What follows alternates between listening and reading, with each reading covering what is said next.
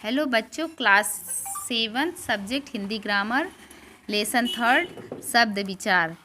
देखिए, हम प्रतिदिन अनेक शब्दों का प्रयोग करते हैं। शब्द स्वरों और व्यंजनों के मेल से बनते हैं। जैसे वीरता शब्द की रचना व धन ई धन रा धन आ धन ता धन बड़ा आ ध्वनियों के मेल से हुई है। इस प्रकार हम कह सकते हैं कि वर्णों का व्यवस्थित समूह शब्द कहलाता है।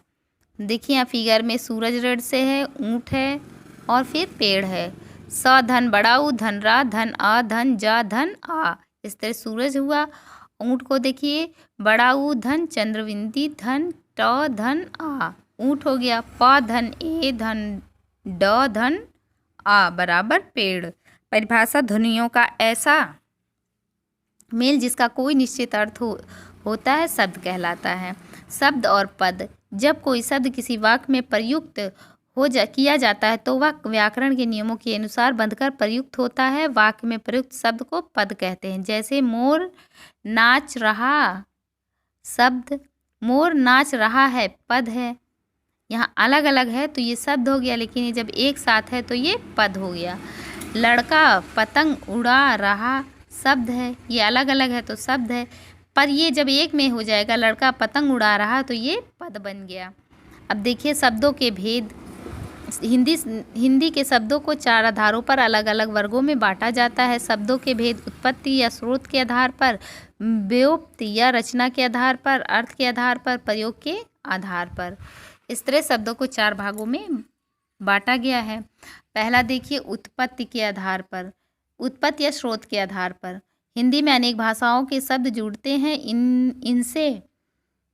इनमें से कुछ शब्द संस्कृत में आए हैं तो कुछ अंग्रेजी, फारसी, तुर्की और अरबी आदि भाषाओं से। इस आधार पर हम हिंदी भाषा के शब्दों को 4 भागों में बांटा जा सकता है।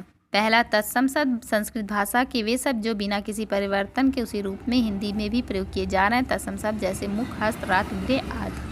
तद्भव शब्द। तद्भव शब्द वे शब्द हैं जो संस्कृत शब्दों से विकसित हुए, जैसे पत्ता, नाव, सूरज, आम आदि।